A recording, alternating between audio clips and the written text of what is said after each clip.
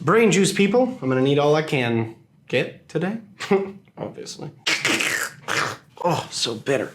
What is going on, guys? Welcome back to another GCrypto video here on the channel, where we talk all things NFT gaming and things crypto and things like that. This is a sort of offshoot, or rather a sister channel to G-Mineo, which is our sort of broader gaming channel where we do playthroughs and lots of fun stuff. So make sure to head over to G-Mineo, give us a follow there and a subscribe there, subscribe there.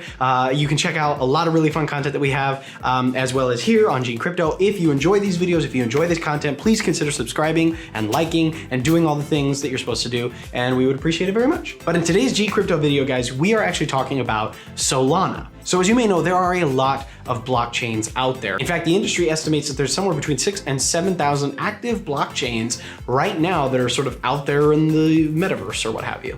But most people only know about a few of those, maybe, Ethereum, Binance Smart Chain, Bitcoin, maybe Cardano. And this relates to NFT gaming because almost every NFT game up until this point has been based on the Ethereum blockchain, which is one of those major ones that you've almost inevitably heard of. But with so many blockchains and with so many NFT games that are emerging and in development right now, there are some new players on the field. One of those new players is Solana, and I'm here to tell you today why I think that Solana is the future of NFT gaming and why most of the better NFT games that we're going to see moving forward are going to be built on the Solana blockchain. So there's a few reasons for this, of course, and we're gonna get into that. But before we do, if you could, just do me a favor, go down, hit like, hit subscribe if you're enjoying this content. If you're getting anything valuable out of this video, please make sure to like, please make sure to subscribe, comment down below, let me know what you think of the video and any videos that you might see from me moving forward, I don't know. But without further ado, let's get into the reasons why I think Solana is going to emerge as the premier blockchain on which most NFT games are going to be developed moving forward.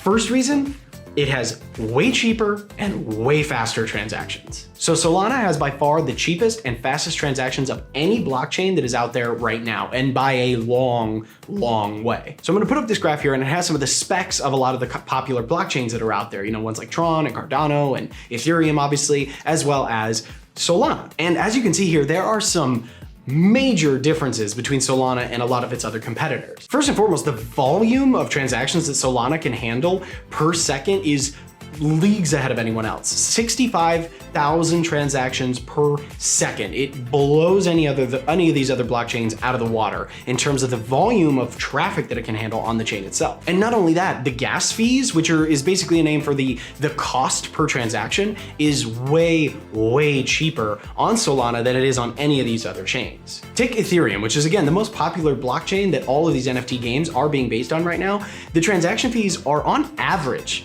$15 per transaction. The gas fees are on average $15 per transaction, and they can go anywhere upwards of $100. And it takes at least, or generally anywhere from 5 to 15 to as much as 60 minutes for that transaction to go through the Ethereum blockchain.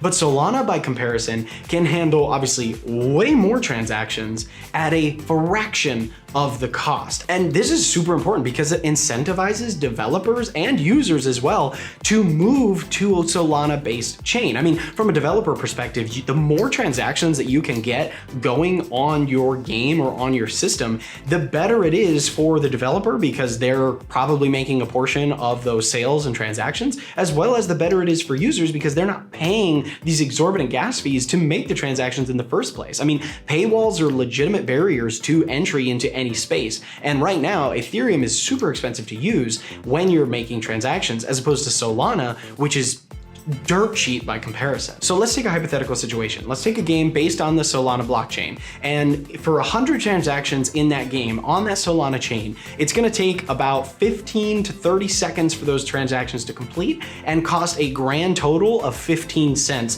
to the various users who complete that transaction. Now take that with Ethereum, those same 100 transactions are going to cost about $1,500 to the users. And that's, again, on average, probably more for in some cases, but about $1,500 in gas fees for those users, and it'll take on average about 500 minutes for those same transactions to process. And $1,500 versus 15 cents and 30 seconds. I mean,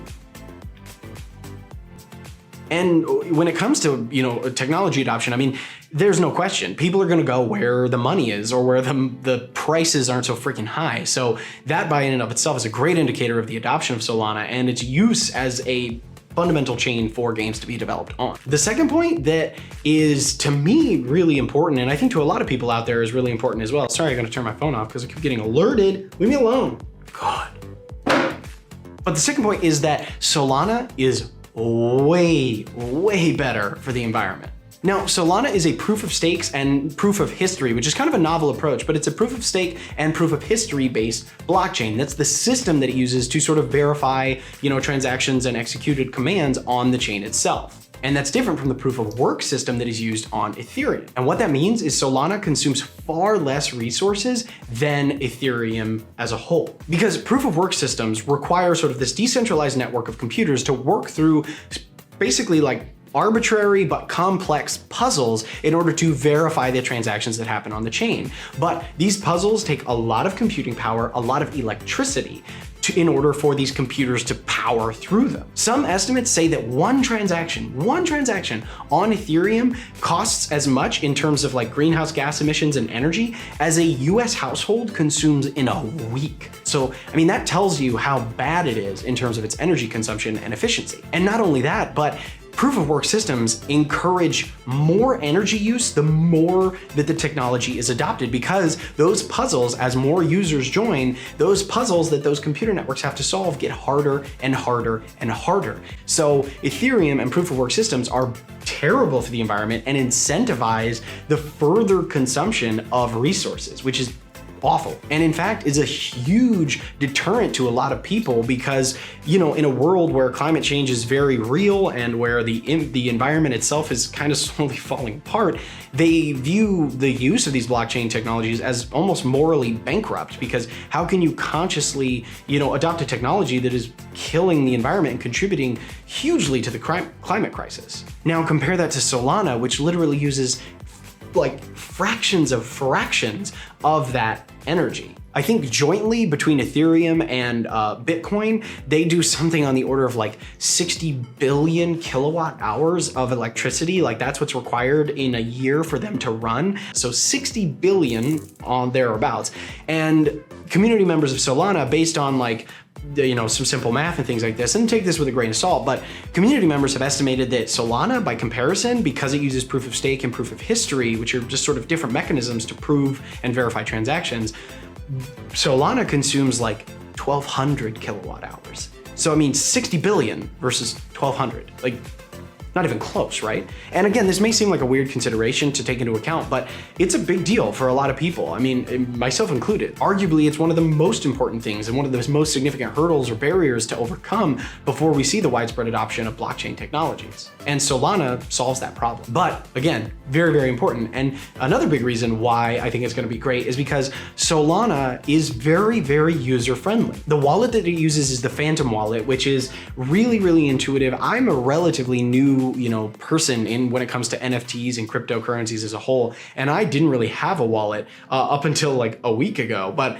created my Phantom wallet. It was super intuitive, super easy for me to use. I understood everything, and it's, again, just very easy. And the user experience, it may seem like a trivial thing, but the user experience is one of the most important things when it comes to the adoption of a technology. I mean, think about it. One of the reasons why Apple is one of the most successful companies in the world is because Steve Jobs drilled it into the company culture that the user experience was first and foremost. And anybody out there can attest to the fact that Apple products, incredibly intuitive to use. Like, so much so that you can drop an iPad off into indigenous peoples in undeveloped parts of the world and they'll figure it out just because it's so intuitive and easy to use. In fact, the user experience is the first sentence in Apple's mission statement. So the fact that the user experience with Solana is so intuitive, so friendly, is a huge reason why we're probably going to see more and more people hop on board to that blockchain over many of the others. But that's kind of it. I mean, and it doesn't sound like a lot of reasons, but when you really think about it and when you really break it down, I mean, those are three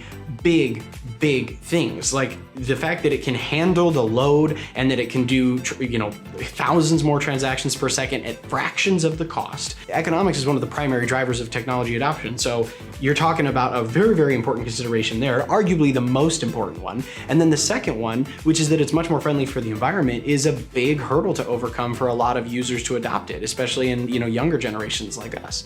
And then finally and thirdly, it's much more user-friendly and it's super intuitive and simple to use. So those three things, again, it doesn't sound like a lot, but when you really start to think about it, I think that these three reasons are going to drive the adoption of Solana in a big, big way as number one, the chain that most new NFT games are going to get developed on, and there are some already, Star Atlas included. And it's going to be the thing that a lot of other applications and technologies are going to be built on as well, just because it can finally handle the amount that is needed for, you know, a lot of applications that we might see. But I don't know, time will tell. I mean, I'm pretty confident, but let me know what you guys think. I'd love to see down in the comments below. Do you agree? Do you disagree? I would love to hear why, if anything else. And let me know what you guys think of some of the upcoming NFT games that are built on the Solana blockchain, like Star Atlas. Let me know down in the comments below what you guys think of Solana, what you think of this new blockchain, and how it's going to speed up the adoption process of NFT gaming, as well as kind of blockchain tech as a whole. Make sure to like the video if you got something out of it. Make sure to comment down below, like I said. Make sure to subscribe if you aren't already.